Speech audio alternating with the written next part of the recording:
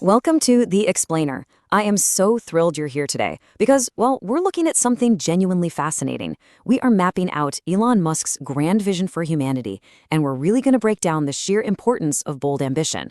But, this isn't just some glossy look at a shiny, exciting future. We're also going to dissect the brutal, unvarnished realities of what it actually takes to pursue truly audacious goals. Because, let's be real, it takes a whole lot more than just a good idea to build the future. Okay, let's dive into this. Notice the stark contrast here. On the left side, we have a future where humanity is forever confined to Earth. In this scenario, we're basically just stuck here solving mundane problems until eventually some terrible disaster wipes us out. But now shift your focus over to the right. This is a future where we are out among the stars, functioning as a multiplanetary species, maybe even going beyond our own solar system. That right side, that is exciting. That is incredibly inspiring, and establishing that contrast is absolutely crucial because it sets up the ultimate why behind all of this massive ambition. Sure, becoming a multiplanetary species is totally necessary for long-term survival. It's the ultimate backup plan. But the real motivation isn't just avoiding a disaster. It's the sense of adventure. I mean, we need a reason to actually want to get out of bed in the morning, right? And that brings us to Section 1, a vision for humanity, and why life must be more than just solving problems. Which leads us perfectly into this incredible mindset. If something's important enough, you should try even if the probable outcome is failure. When Musk was first starting Tesla, he actually expected the company to fail. Seriously, he didn't think it would be a success. But he knew he absolutely had to try anyway. Why? Because he needed to address this massive false perception that was holding society back. This idea that electric cars had to be ugly, slow, and totally boring. Essentially glorified golf carts. The goal of changing that perception was so important, it justified the almost certain failure. Now, what's really interesting about this slide is that a lot of people think having massive ambition means you're somehow completely fearless. But that isn't the reality at all. Consider this definition of courage. Musk actually admits that he feels fear very, very strongly. He doesn't have an absence of fear. But true ambition, true courage, is recognizing that a goal is deeply important and taking action in spite of that strong fear. Moving right along into Section 2, Surviving the Abyss, the brutal cost of ambition. Because chasing these grand visions, it is definitely not glamorous. When you try to fundamentally disrupt the status quo, you aren't exactly met with applause. You invite intense struggle, unbelievable stress, and deeply painful rejection from the world around you. And honestly, perhaps nothing illustrates that emotional heartbreak better than this admission right here. Imagine looking up to American heroes your entire life. For Musk, those heroes were astronauts like Neil Armstrong and Gene Cernan. They literally inspired him to get into space exploration in the first place. And yet, both of them publicly testified against commercial spaceflight.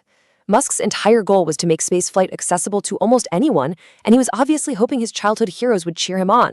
Instead, he had to sit there and watch them cast stones in his direction. And the heartbreak wasn't just external, it was internal to the operations too. Just look at this terrifying timeline of the early days at SpaceX. Before they even got off the ground, a good friend of his actually collected a whole series of videos showing rockets blowing up and forced him to watch them, just to try and deter him. On top of that, he couldn't even get the right expertise into the company. The good engineers wouldn't join, so he ended up having to become the chief engineer of the rocket himself. And well, the early results speak for themselves. Launch 1, failed. Launch 2, failed. Launch 3, failed. They were barely able to scrape together enough parts and money just to attempt that fourth launch.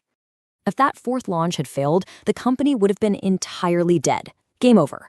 So you really have to ask, after 3 devastating failures in a row, did he ever think he just needed to pack it in? His answer reveals sheer, relentless drive. I don't ever give up. Packing it in was never on the table. It literally was not an option. But the trials definitely didn't stop there. Let's focus on this number for a second. $30 million. Back in 2008, he faced one of the most agonizing decisions of his life.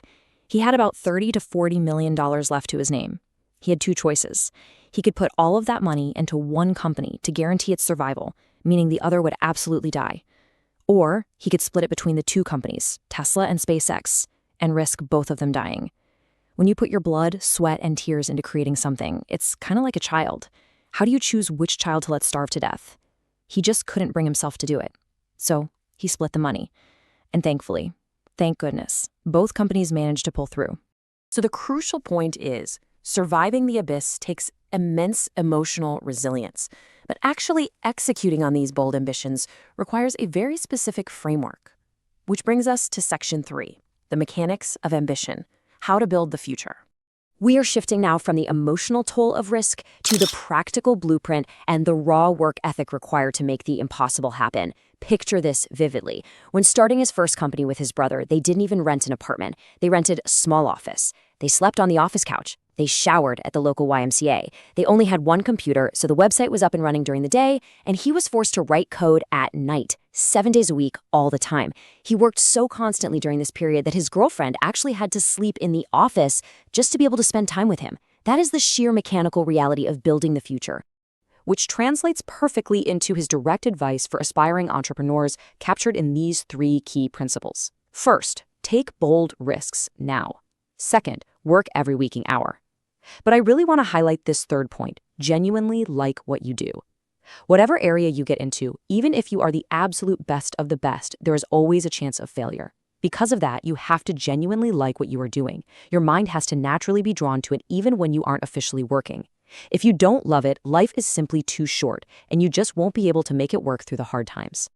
And this brilliantly illustrates exactly why the timing of your ambition is so critical.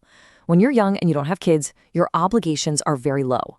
That means your risk tolerance can be incredibly high. You are only taking risks for yourself. But as you transition to being older and starting a family, your obligations dramatically increase. Suddenly, you're taking risks for your family as well, which pushes your risk tolerance extremely low. It gets much, much harder to do things that might not work out once those family obligations are in place. He actively urges people to take bold risks early, before this massive shift happens. Which leaves us with this final, incredibly important question to ponder as we wrap up today's explainer. What bold risk will you take before your obligations increase? We've seen the vision, we've seen the brutal cost, and we've explored the mechanics of exactly how it's done. Now is the time to do something bold. Don't wait until the obligations make it impossible. Act on your ambitions today. You won't regret it. Thank you so much for exploring this with me on The Explainer, and keep pushing it toward the future.